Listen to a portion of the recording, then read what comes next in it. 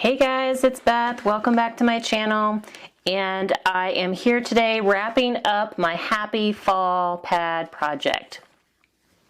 This is what is left of the pad and the cover. I used a lot of the cover for various projects, and this is what's left.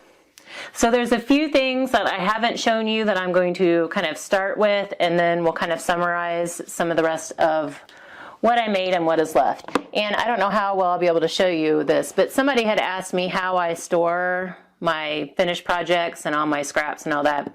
I use these 12 by 12, well, they're actually 14 and 5/16 by 14 1/8 by 3 1/8 inch iris boxes.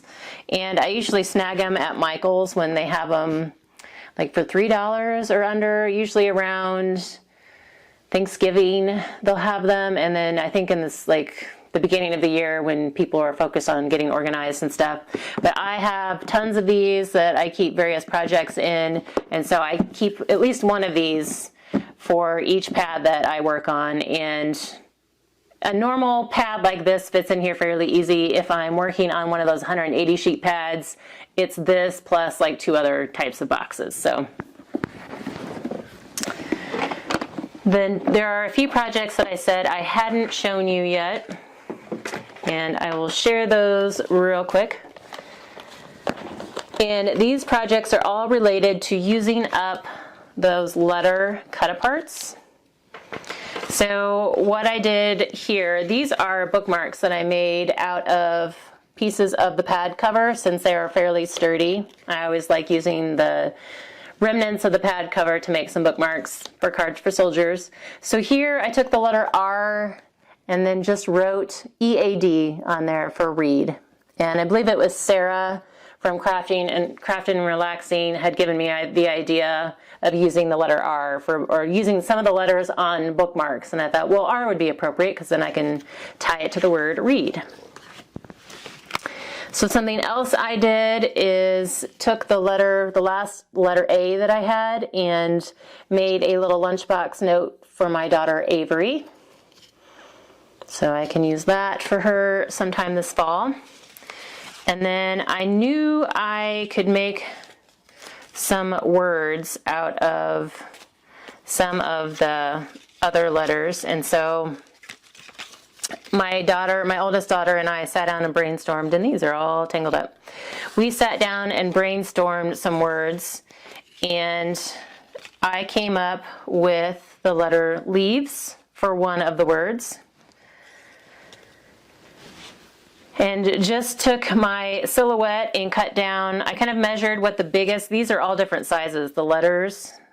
And so I measured like what my biggest one would be, like how wide, and then they're the same height. And then it just used my silhouette to cut down some fishtail banner pieces out of brown cardstock. And I just made it so that I had like at least 1/8 of an inch border like on 3 of the sides. And then just, you know, the rest of them I knew would fit. So these two were skinny, and so since they were both on the end, I just added some of that peach cardstock behind it just to kind of anchor the ends and fill in some of that space on those skinnier ones. So we spelled out the word leaves, and we can use this for some fall decor. And then I did not have, because I had used, for some reason I only had, because I had to use the E twice. I could not spell leaves twice because I only had 2 of each letter. So I could only get 1 of the leaves. But we also came up with the word cozy because, you know, fall starts to be kind of a cozy time of the year. You have campfires and you're snuggled under blankets and it's starting to get chilly and you're in your sweatshirt. So cozy, we came up with that word, and so I made 2 banners with the word cozy. So I get one and then my oldest daughter gets one. So that's how I used the other letter cut aparts. You saw how I used them on cards where I just associated them with either a sentiment phrase, or here I did P for pumpkins.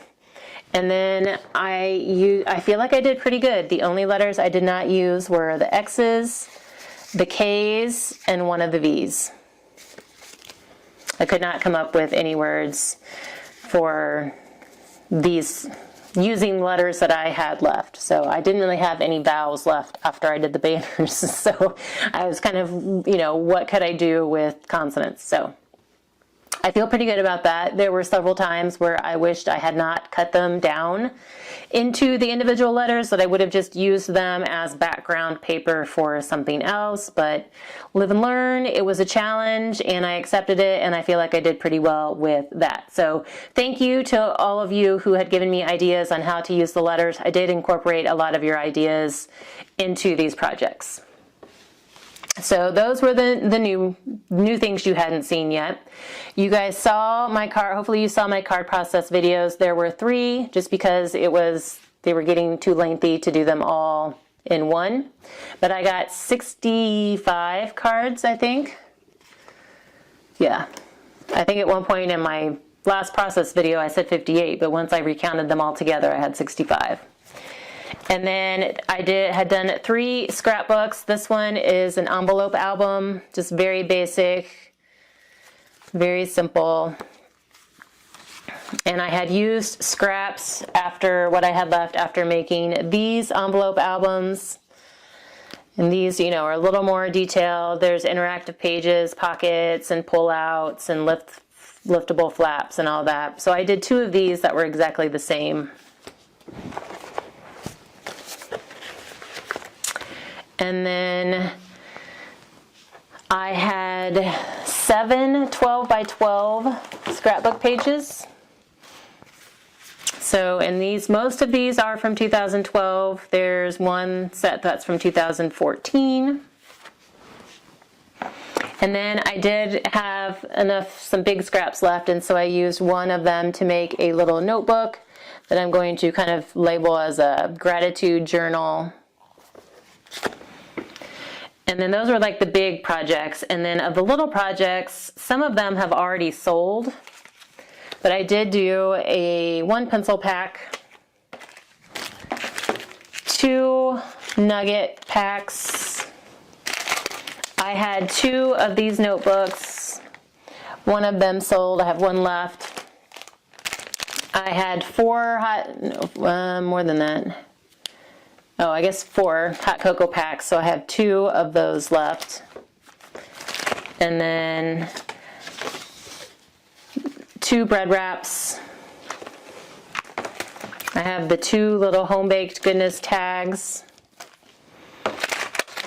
And then I have 2 little mini Post-it note pads. And I also had 2 wine tags, and those sold already. So quite a good haul of projects, I feel, from this pad. And the pad wasn't even full when I had started it. So I feel really good about this. This was a lot of fun. I enjoyed the fall. This one's been in my stash for a while, and I've been wanting to use it up for a while. So I'm glad I got that chance to do it. So hopefully you guys got some good ideas out of this for fall projects, and any type of project really that you can use throughout the year. But I am moving on next to Christmas, so watch out for my pad preview.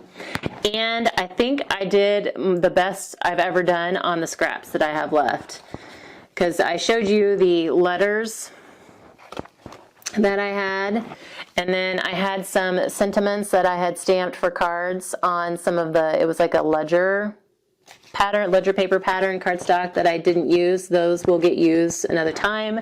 And then I had 2 pieces left of like very neutral paper. This is almost like a fabric pattern. I don't know if that's going to show up. And then this is some like 1 strip of that ledger paper that's left.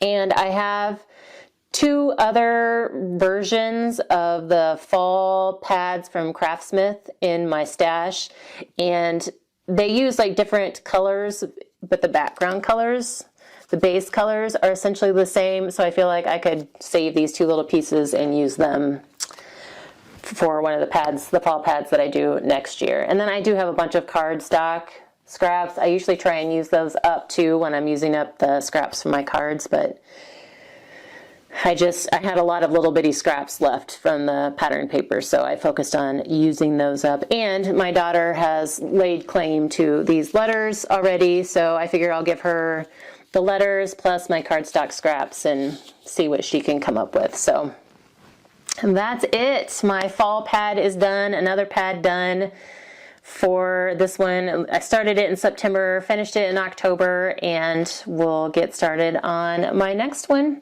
which, like I said, will be Christmas, and I will get that preview out to you guys very soon. And this is all part of 2 collaborations. One was with Leah at Ode to Paper, and that was the hashtag fallpaperpadsunite collab, and she was working on another Michael's pad, Hearth and Home, I believe, from CraftSmith.